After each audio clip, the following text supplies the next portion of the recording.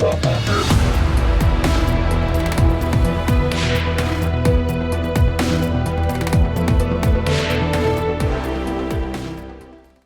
entretiens des patriotes, bonjour à tous, heureux de vous retrouver. Cérémonie des Jeux Olympiques vulgaire, catophobe, dégénérée, à l'image d'Emmanuel Macron.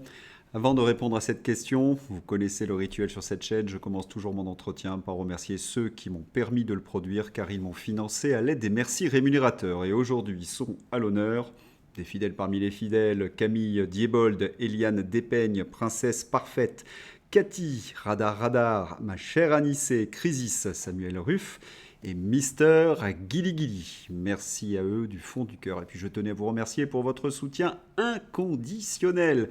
Oui, il faut aider la réinformation et vous savez comment faire. On lève le petit pouce, on diffuse sur d'autres réseaux sociaux, on écrit de gentils messages. Merci à tous.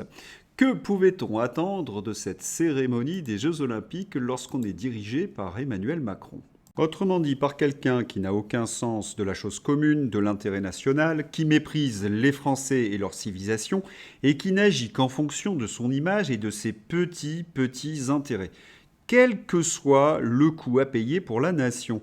Tiens, puisqu'on parle de coût, combien va coûter cette cérémonie ? Le point, de 120 à 500 millions. Si le comité olympique a longtemps refusé de communiquer sur ce point-là, nos confrères du Canard enchaîné et du Monde ont eu accès début juillet à une note interne datant de février et détaillant la facture astronomique en fonction des différents scénarios. Première hypothèse, la cérémonie se déroule comme prévu sur la scène. La parade nautique devrait alors coûter entre 120 et 130 millions d'euros. Soit 4 fois plus que la cérémonie d'ouverture des Jeux Olympiques de Londres en 2012, estimée à 34,5 millions d'euros. Et encore, cela ne prend pas en compte les salaires des fonctionnaires spécialement mobilisés pour l'occasion.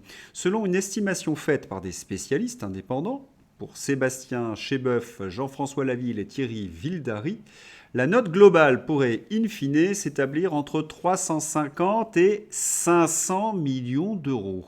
De quoi rendre la cérémonie encore plus inoubliable. Un demi-milliard d'euros, alors que nos finances sont à sec, que l'on ferme des hôpitaux, que l'on réduit les budgets de l'éducation et de tous les services publics.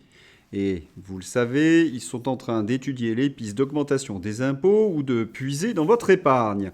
Et tout cela pour permettre à Macron-Néron d'offrir des jeux pour se refaire une petite vertu médiatique et sondagière. Ah, la chance que nous avons d'avoir Emmanuel Macron.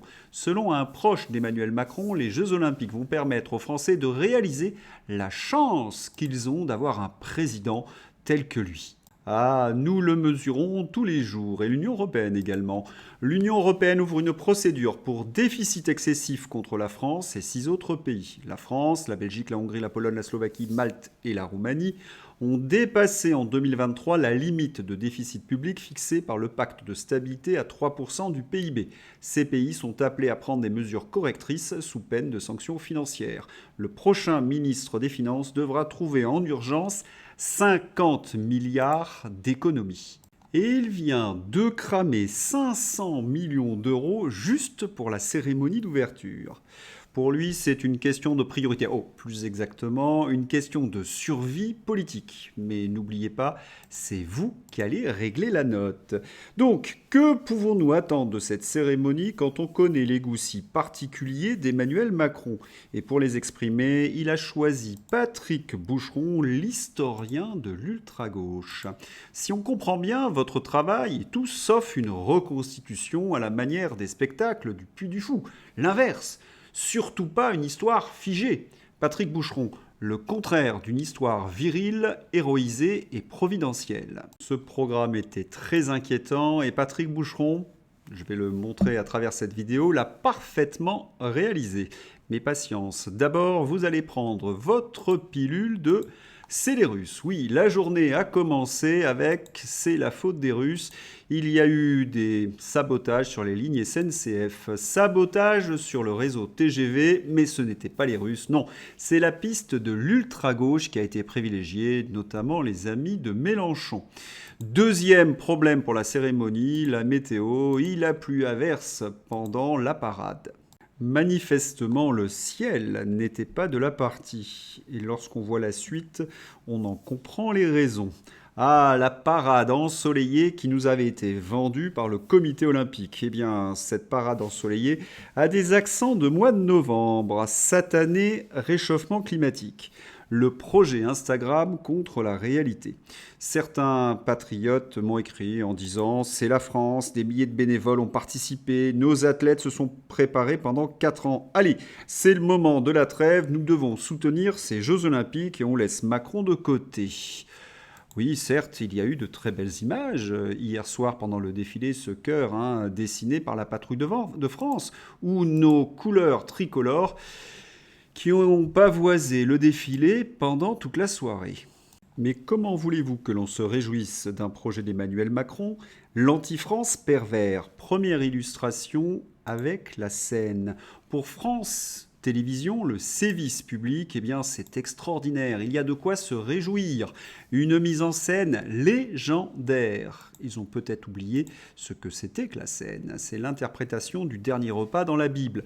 Dans la Bible, le dernier repas, ou la scène, est un moment clé où Jésus partage un repas avec ses disciples avant sa crucifixion. C'est lors de ce repas que Jésus annonce la trahison de l'un de ses apôtres et instaure l'Eucharistie.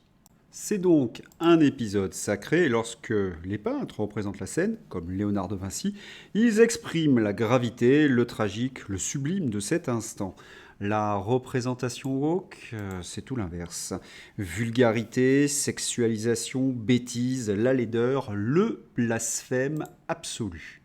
Il s'agit bien de souiller et d'offenser.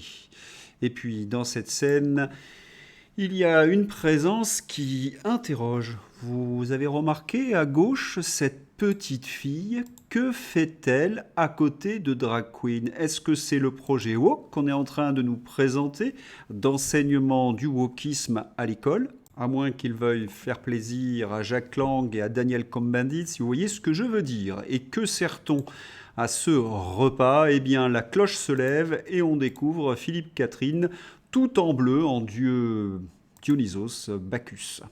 C'est le dieu du vin, de la fête et de l'orgie. L'esprit gauchiste en quelque sorte réincarné. Oui, le message est clair, fini la transcendance, fini la beauté, fini le christianisme.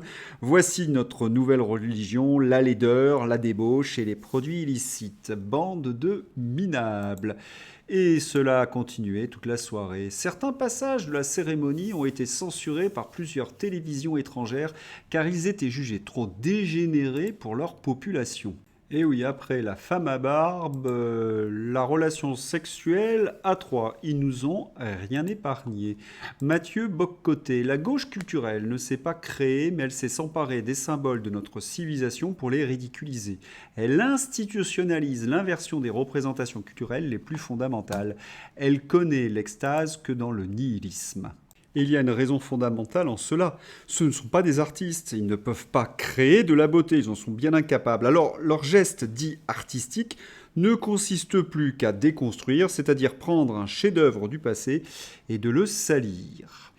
Autre moment qui a interrogé les téléspectateurs. Que venait faire cette tête de taureau dans le défilé? Alors attention, cette statue n'a pas été disposée là par les organisateurs des Jeux Olympiques. Elle est l'œuvre de Paul Jouve et elle orne les bassins du Trocadéro à Paris depuis 1937. Mais voilà, le néoclassicisme de cette période des années 30, le paganisme, donne du sens à cette cérémonie. Et oui, la tête de taureau renvoie à l'art grec mycénien, figure en quelque sorte démoniaque. On se rappelle par exemple l'épisode du Minotaure. Et dans la Bible, le veau d'or devant les anneaux olympiques. Ah, le symbole est littéralement exceptionnel. Nous ne sommes plus dans l'esprit de l'olympisme voulu par le baron de Coubertin, mais dans la célébration de l'argent et du pouvoir. L'enfer moderne, en somme.